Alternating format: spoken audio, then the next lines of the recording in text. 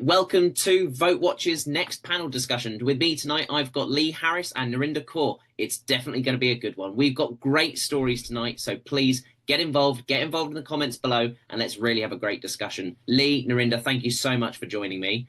Obviously, the main news overnight has been this attack in the German Christmas market. I mean, I'm just going to say that 200 people so far have been injured. Unfortunately, 5 people have died. German police have arrested a 50-year-old Saudi doctor who's believed to have acted alone, and there's incredibly dramatic footage online as well. Now, I think we'll all be, the first to say this is dreadful, but we've got to be careful not to jump to conclusions. Lee, I'll come to you first. I mean, what's your reaction, obviously, to the breaking news, and obviously thoughts with the families as well? Absolutely. I mean, it's horrific, absolutely horrific news. I mean, any one of us, especially if you've got children or family yourself, it just immediately makes you think of your loved ones and, keeping them close, etc. But I hate to say it, and I think a lot of people would probably agree with this, is this time of year, sadly, everyone's kind of on edge, waiting for something like this to happen. And as we saw the horrific story unfolding, still unfolding right as we speak now, that it's something that sadly is something that we've all come to expect, but it's very, very difficult to jump to conclusions at this stage. Initially, I think a lot of people thought that this was Islamic extremism. It still might be Islamic extremism. There is a different backstory now coming out about the alleged perpetrator of the incident. So yeah, it's a very, very awful, horrific situation. And like I say, my heart goes out to the families and the people that are affected. We just need to start doing something about this. And it has been a weird build up to Christmas, hasn't it, Narinder? We've had all of these sorts of, armed police at Christmas markets, concrete barriers going up. It hasn't really felt that Christmassy because there's been this increased threat. I mean, what's your take on obviously what's happened, Narinder, and whether or not this is the new Christmas? Well, okay, so I think there's so many exaggerations there, but going back to the Christmas market, look, I took my kids to a Christmas market just last week and I watched that footage and I actually thought, am I actually seeing this for real? Is this for real? Yeah. It's horrific. And there's kids there, there's mums there, and there's people trying to enjoy Christmas. And you want to be able to do that safely. You want to do that without, I don't want to be taking my kids out for Christmas and having to worry that we're going to be ran over or killed or bombed. I don't want to be having to do that. But unfortunately, we're on that situation because sadly, if we're going to be, look, the other thing to say is what Lee said. Although he did jump to conclusions and the whole right wing on Twitter immediately jumped to Islamic, anti-Islamic. Oh my God, he must be Muslim. And as it turns out this morning, so far, because his story keeps changing, is that actually he's not Muslim, he's an atheist, and he's, a Musk fan, he's a right-wing fan, he's anti-immigration, he's anti-this, anti-everything. So, my point being, it's a bit rich coming from me. Let's not always jump to conclusions, firstly. Secondly, why do we always go down the whole Islam, Muslim? It's dreadful. It's absolutely dreadful to do that. It's not right. Just to come back on that, and I don't know, Lee, if you want to as well, that is this narrative that we've all been told in the build up to Christmas. There is an increased threat of attacks. There is an increased threats of Islamic attacks. We've all been told that there is this increased chance of an attack. So isn't it not reasonable for people to think, well, we've been told it was going to be this, so maybe it is? They increased attacks, but they didn't say for Muslims. And you can't paint and tar an entire ethnicity and religion just because you've been told there could be an attack. It could be from anyone. It doesn't mean it's Muslim. We've got to stop this going straight for Muslim. It's not right. It's actually pretty dreadful that as a country we go straight for Muslims. And the fact is, in this one, if that happens to be, he's not Muslim. So we can't keep doing that. It's right. Couple of things. It's not fair in our Muslim community here. Yeah, I'll bring you in, Lee.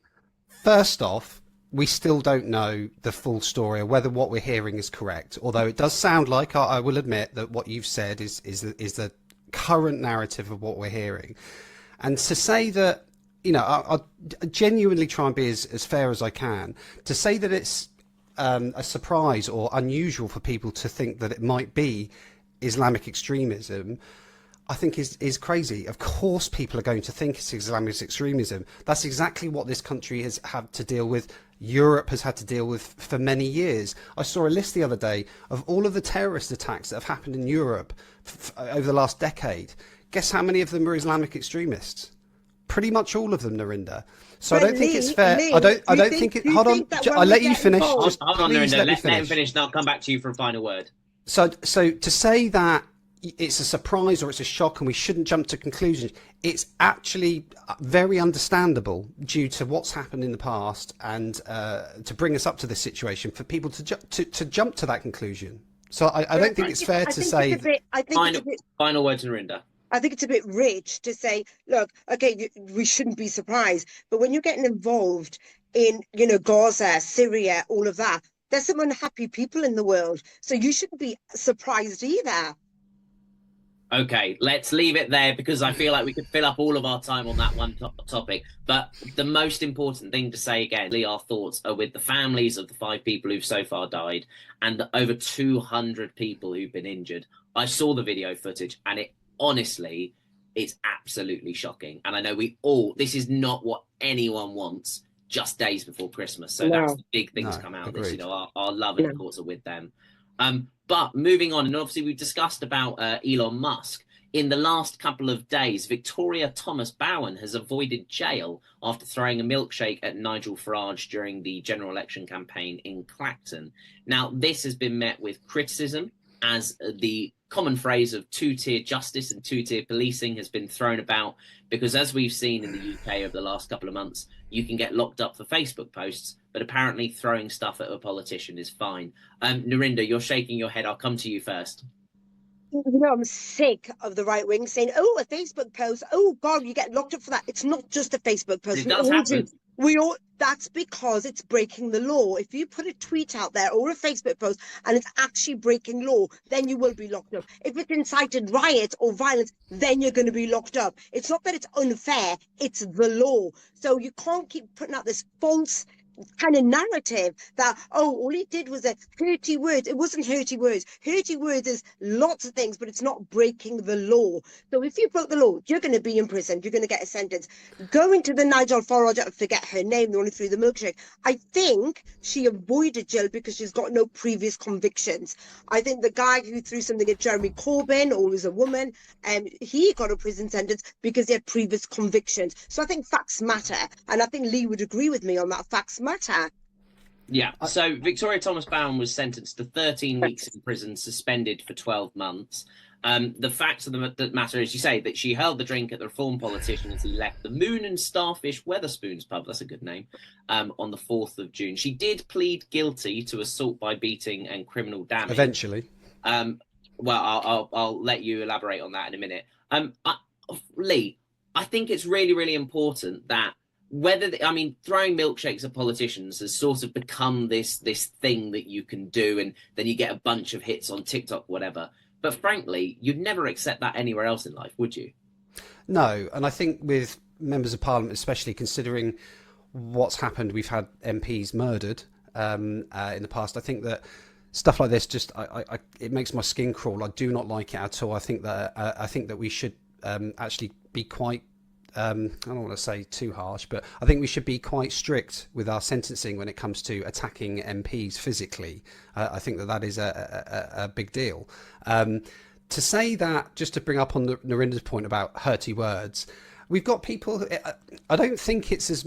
I agree with you, by the way, right? So there is, to a point, there is incitement to violence, and I would agree that if you're directly inciting violence, then there should be a punishment of some sort, without a doubt. I think most people would agree with that, even in a society where we supposedly have free speech.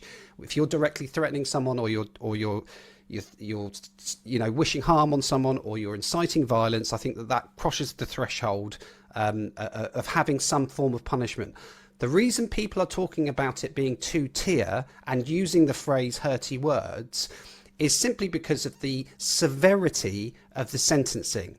So if you look at some of these, right, there's one of my followers said, go get 'em, lads, right in the middle of the riots. Now, that is really stupid thing to say, very stupid, and he should, in my view, probably face some form of punishment. but he got 3 years in prison. 3 years. Now, in my view, maybe a couple of weeks in prison or a fine would have been sufficient for that. You know, going to prison is a very, very big deal.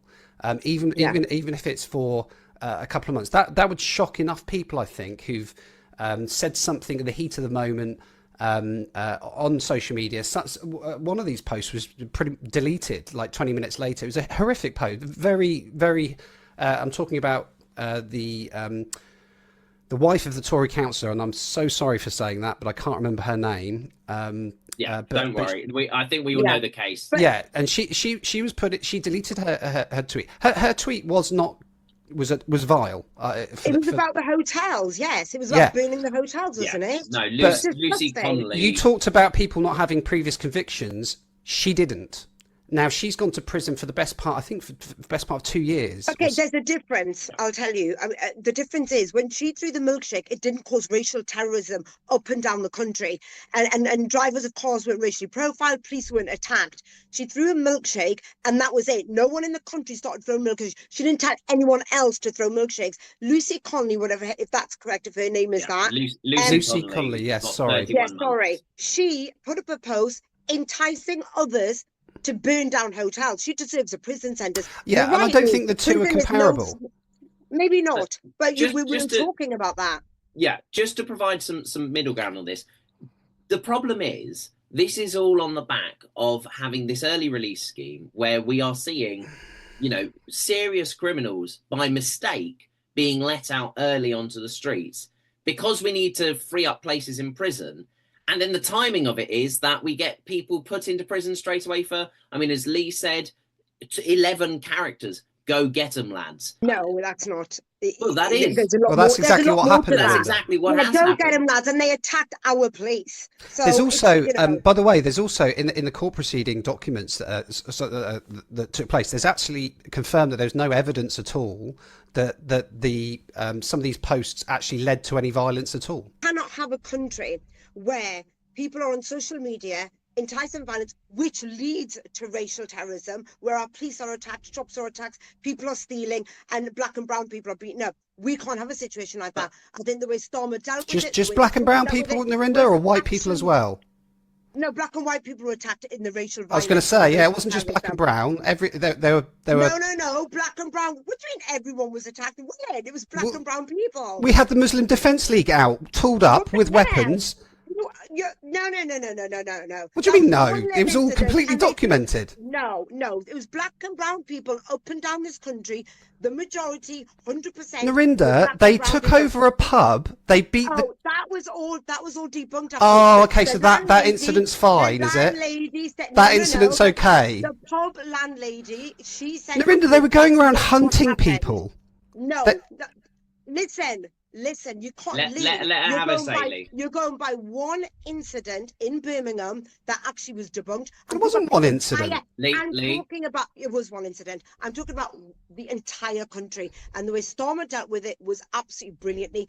Because we cannot have a country where there's riots going on and people are being attacked. We can't be seen as that country. And it was dealt with brilliantly. And the sentences are completely correct. There's nothing wrong with those sentences. Thanks, Narinder. Lee, final say, then we'll move on. Just absolute nonsense. Keir Starmer basically spent the whole... he couldn't have dealt with it even any worse. You've just got to remember what happened, Narinder. 3 beautiful girls were murdered. And that was a flashpoint for a lot of people. Now, there were a lot of people out that day who genuinely were out to cause trouble. I fully accept that. But there were also a lot of people, a lot of Brits who are deeply upset, deeply angry about what happened. And Keir Starmer didn't show any empathy at all. He stood up and immediately just stood up in front of the nation and just blamed everything on the far right. When it wasn't just the far right. And a lot of people were... Hold on, Narinder. I let you have your say. Let Lee have his. A lot of people were out protesting the day before those riots as well, who are perfectly, normal Brits with... No, they weren't. Hold on. Yes, they were, because I was actually at one of those rallies myself, Narinder. And there were families and people who were peacefully protesting, who were deeply upset and hurt, who wanted the government to protect our kids. And these people were labelled as far right by Keir Starmer. Absolutely vile of him to do that. He couldn't have handled it worse. In fact, if anything, he made those riots worse. He showed zero. It's funny, isn't it, Narinder? How when we had the Black Lives Matter protests, riots, I should say, where lots of police were injured, and it was a big deal. Keir Starmer showed empathy. 24 hours after those riots, he got on the knee. He took the knee for Black Lives Matter. He showed empathy. I'll bring you back in, Narinder. He didn't do anything of the sort when it came to the riots that we saw in the summer. You're lying because Keir Starmer, from my recollection, I didn't know we were going to go talk about this, but he did go to Southport. Of course, he showed sympathy. The whole of the country showed sympathy. I'm talking about his speeches, Narinder. No, he did. And he did a speech and he went to Southport and he was right. And this little protest that you said, was it not that very night the far right and these rioters and these thugs decided to descend on Southport and attack brown businesses? So you're absolutely spinning the narrative. Just like the Muslim Defence League did.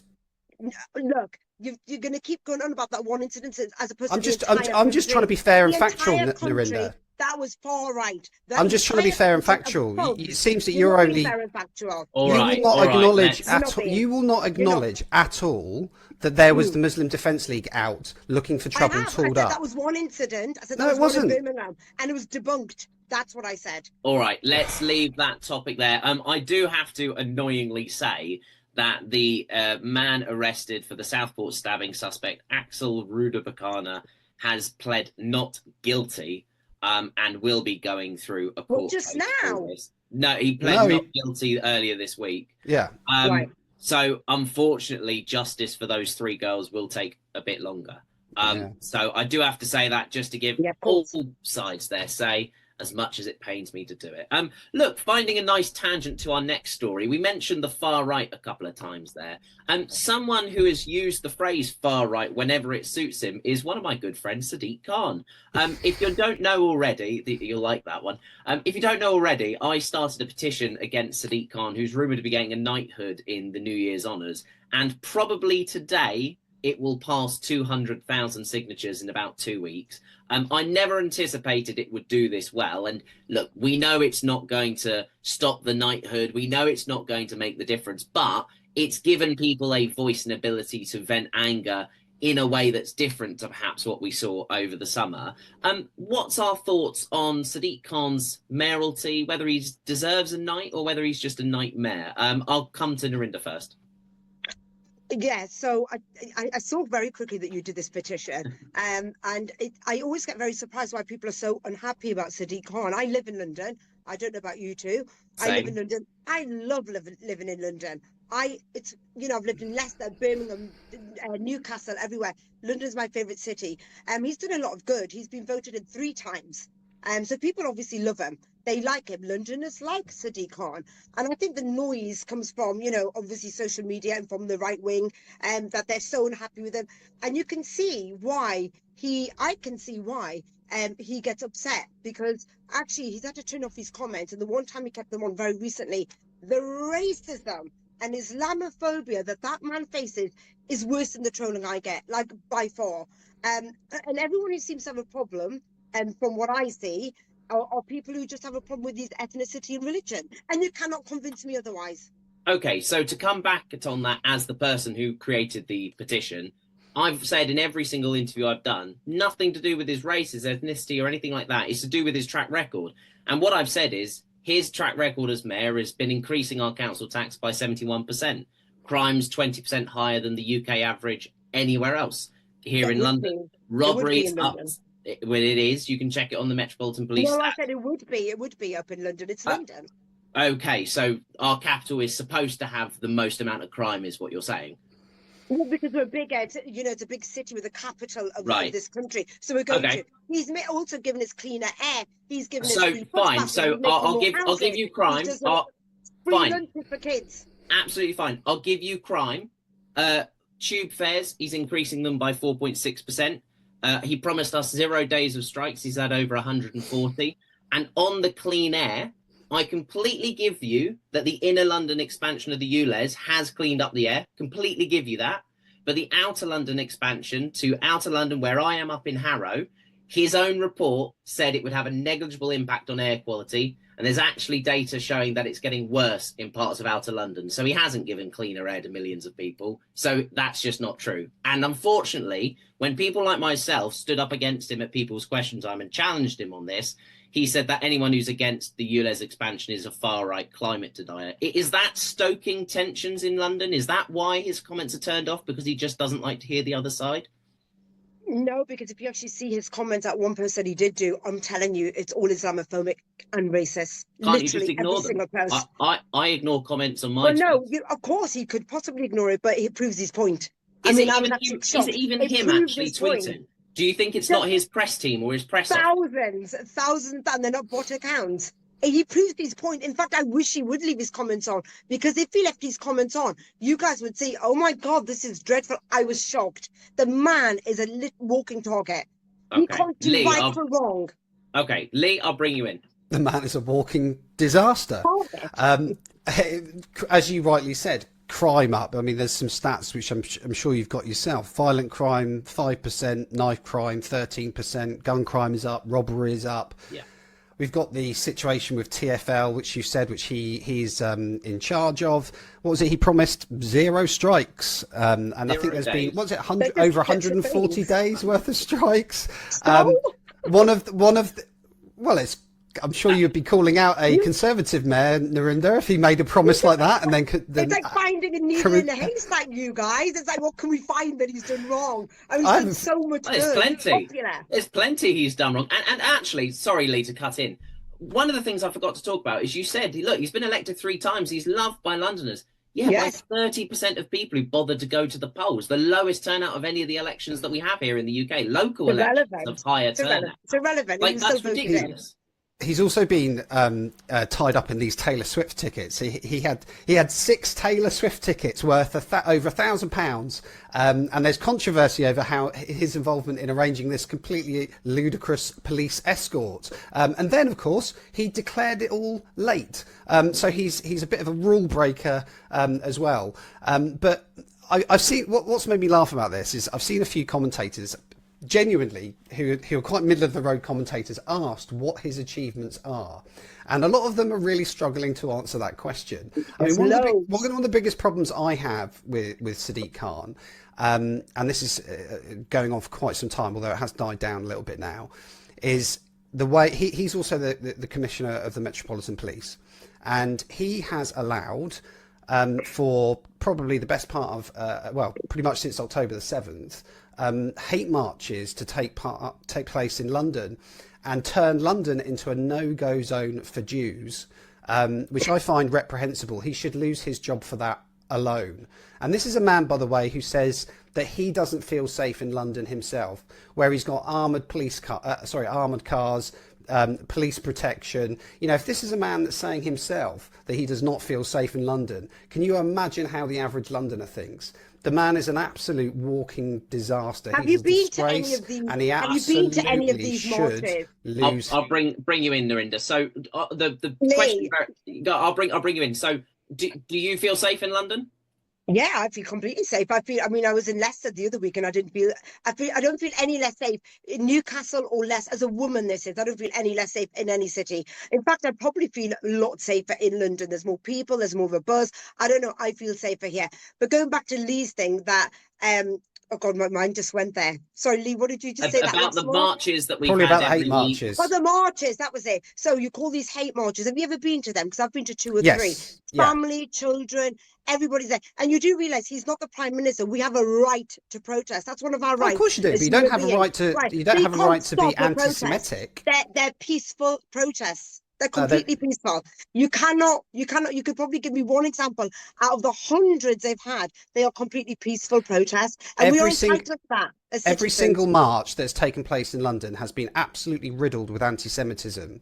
I saw it myself with my own eyes when I went there myself. I've seen Nazi symbols. I've seen pictures of blood on their hands. We see the Nazi symbols at Tommy Robinson's marches. I've been to them also. We see them everywhere. But I was at the Freedom Rally. Hold on there. Look at the way the police deal with the Tommy Robinson marches, locking people up straight away and Because going they're and being shutting it down, violent. and Because they're in being comparison troublemakers. to these marches. Because those marches are peaceful. Tommy Robinson's, they're drunk, they're causing trouble, and they're causing fear. You can't even compare that. Narinder, It's I like was actually ridiculous. at the last. Folks, they were kicking horses. I went to, as an observer, I went to, because I happened to be doing GB News at the weekend, so I was in London. I went to the Freedom Rally, Tommy Robinson Freedom, to check it out myself. I spent all day there. Well, you would have seen what I've seen then. There were families there, kids there, children there. No one was holding up any symbols. There's no kids there. I mean, I saw majority men, about 10 women, and they were all drunk. What? And I felt deeply completely. I've been to 2 of them. Yeah. Yeah. Well, there you go. That is not true. There were families, kids, old people there, brown, black. No, there's no brown. There was one brown person and one black person. You can't say that. Narinder, look, I'm absolutely prepared to have a reasonable conversation about these things, but you're literally just making this up. That's not. I'm telling you what I've seen. And you are actually making this up. And maybe one brown person. I'm happy to have a proper conversation. The point is, though, we can't debate in extremes. We can't just use phrases like "no black people" or "one black person." I know, it's just ridiculous. They were all drunk, didn't say none. Or they were no. But you said one. No, the problem is there was one. All right, look, let's leave our Sadiq Khan loving and London loving there. You know, I small plug for anyone who hasn't signed the petition to go and add their name. Look, thank you both of you. Okay, I've got a question. What would you do about the knife crime in London? To you and Lee, what would you do? I'd have wands on all the police. I'd have metal arches in train stations, and I'd ramp up stop and search. Exactly. And that stop and search goes straight to black boys. No, it is based on the data. If more black people are killing black people, the police will stop black people. It's not racist. It's a slippery slope. It's a slippery slope. Narinder, with all due respect. No, Narinder, it's not. If the number one killer of young black men in London is other young black men, so the police stop more young black men. If the data said that white young men were the number one killers, I would trust that the police then go stop more white men. And if they don't, then I'll happily stand with you and say that it's racist Met Police. I'll happily do that. But it's data-driven. The Metropolitan Police are racist because you need to read the cases Every single one of them. Every single police officer you're saying is racist. If you've got the McPherson report, you've got the Casey report. And if you read them, it's riddled with racism and homophobia and sexism. So if you accept that report... Riddled is not every single officer. It's riddled to the core. It's rotten to the core. You need to read the Casey report, and if you read that, then you will understand why stop and search is a slippery slope. Okay, Lee, do you have any? How would you tackle crime in London? Exactly the same way. You need to increase stop and search big time. You need to introduce these wands. In fact, I think actually, if you sold 2 of Sadiq Khan's armoured vehicles, you could afford to equip all of the wands that you would need for the Metropolitan Police.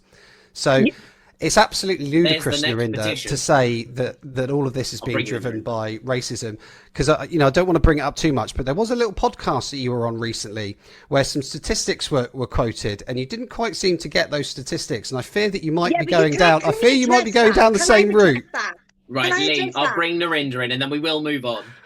Can I address that? I did this podcast, and it was a 3-hour podcast, and he didn't tell me he was going to talk about that. I can't even bother to explain it. But going back to you don't need to. We all saw it. Yeah, because I'm not really bothered about those statistics. My point is, if you look at knife crime in Glasgow, which was the capital of knife crime in Britain, they didn't stop. They reduced it dramatically, and it wasn't through stop and search. It was through a community effort. That's how they reduced knife crime. It wasn't through stop and search. Stop and search does reduce knife crime, though. That is. It didn't work in Glasgow. I don't think Glasgow is really the example we want to follow, given their education and drug issues. But anyway, their knife crime's gone completely down. Okay, really so one out of 3. But anyways, look, when it suits you. All right, fine. Look, we've got just enough time to talk about this very interesting feminism article because an OnlyFans model in October slept with 100 men in 24 hours as warm up to beat the record to try sleep with 1,000 men in a day in February. The question I'm asking is this what the suffragettes wanted? Narinder, do you want to come in on this? Okay, so on a funny note, I'm a married woman. I get tired after just my husband. How on earth? Like I'm knackered, right? I couldn't even imagine two. How does she do 100? I mean, look, I'm all for it's your body, your choice. I mean, no, honestly, but it's your body, your choice. And I asked my daughter, she's 17 years old, and she was repulsed by it, if I'm going to be honest. And she's a real feminist. But I don't know. What do you guys think? So, Lee, come on. I found this quite interesting. The way I instantly viewed it, I'll be brutally honest. I'll just tell you exactly what my gut reaction was. I like you, or like your daughter. I found it a bit repulsive. However, I thought to myself, well, you know, we live in a kind of dangerous OnlyFans culture now, and I have an 8-year-old daughter, and I'm not going to lie, the whole thing absolutely terrifies me. So I have a quite conservative view on that. However, I saw the comments being made where it was somehow blamed on misogyny or blamed on men. And that's something that I just instantly rejected. I don't think it's fair to think. I'd be genuinely interested to hear your views on this as well, Narinder. But because I asked my wife yesterday, I asked her what she made of the whole thing, and I didn't sort of lead her into anything. I just said, what do you make of it, and do you think that it could be blamed on misogyny? And her view was quite the same as mine. She just said that it's repulsive. It's not very nice. It's not something that I would ever do or think of doing or want anyone of my loved ones to be involved with. However, it's her choice, and she decided to do this. And I think it would be wrong of someone to say to physically stop her from doing that if that's what she wanted to do. There's obviously a benefit to her in terms of raising her profile and things going like that viral. If that's the choice she wanted to make, she's allowed to make that choice. No laws are broken at all. And I read the write-up actually of a guy who did a documentary on the day, and it was just, there's not really a huge point I'm going to make here, but apart from the fact that when it had finished, she appeared to be quite upset, almost like she decided she'd made the wrong decision. But no, I do not agree at all. Just finish on this. I do not agree at all that this is any form of misogyny or anything like this. It was perfect. Why are they saying it's misogyny? I'm really confused. Well, what's their point when they say it's misogyny? I've still to this because I haven't found the article. Was it Julie Bindel who may have said this? I'm not quite sure, but there has been journalists out there that. But I mean, do you agree that it's? And one of the problems is, so a lot of people have said this is like an example, a really blown up example of the adult content creating industry and the pressure and criticism that people face to constantly be top of the lists or things like that. I mean, just on a practical point of view, right? There are reasons for this. For her subscription is £10 a month, and she's had 30,000 new people join since. That's 300 grand a month, and she's got 4 months till February. A month, so between October and February, she'll make 1.2 million quid of people waiting for this big event in February. So from that side of things, I understand you've got to think it's a free world, and she's making her money. She's not breaking laws, as Lee said. This is legal, and who are we to like? Oh, do you think people are just jealous that she's going to make so much money? Because I've noticed that. Do you know? I think that might be a really big part of it. I think people are jealous of people finding different ways to make money easily. I mean, it's not easily because the math of it, and the sheer amount of money as well. But why are we being so judgmental about sex work? I mean, is she a sex worker? I don't know. She must be. So if she's making her money this way, who are we to judge? Let her make her money. I just think, because like you said, Lee, you've got an 8-year-old daughter. Mine's 17, and it's just horrifying that. And it doesn't set a good example. One thing, you know, and again, I'm separating this view from what I've just said because I still. You know, it's not. I do find it repulsive, and it terrifies me a little bit being a dad. But on the flip side of that, it's not setting a good example. I mean, are we to expect her to set an example? Probably not. Yeah, exactly. Why is she being the example? And exactly. No, I agree. As a parent, just to reassure you, my daughter's 17, and my daughter's turned out all right, and she knows it's wrong. So please don't worry. don't worry that your Thanks. daughter, as long as no, seriously, because I've got loads of friends who you've got kids your age, your daughter's age, and actually I say to them, my kids, they've seen it all, but as long as you as a parent are teaching them, they know right from wrong. So going back to that, you know, her mum's her manager. Apparently, her mum's her manager. Yeah, well, I did see that her mum is at peace with the decision, or her parents are at peace with her decision, or something like that. Well, it will certainly be an interesting conversation around the Christmas dinner table, I can tell you. If she's able to sit down, that's the other thing. I don't know. Look, I want to say a massive, massive thank you to you both. I think that I'm very grateful that you guys have stayed for so much longer as well. We really got into that, and it was absolutely fantastic. Look, that's been Lee Harris and Narinder Kaur. I've been Matthew Goodwin-Freeman. Thank you so much. Get involved in the comments and tell us what you think. Merry Christmas. Thank you. Good night. Good bless. Cheers.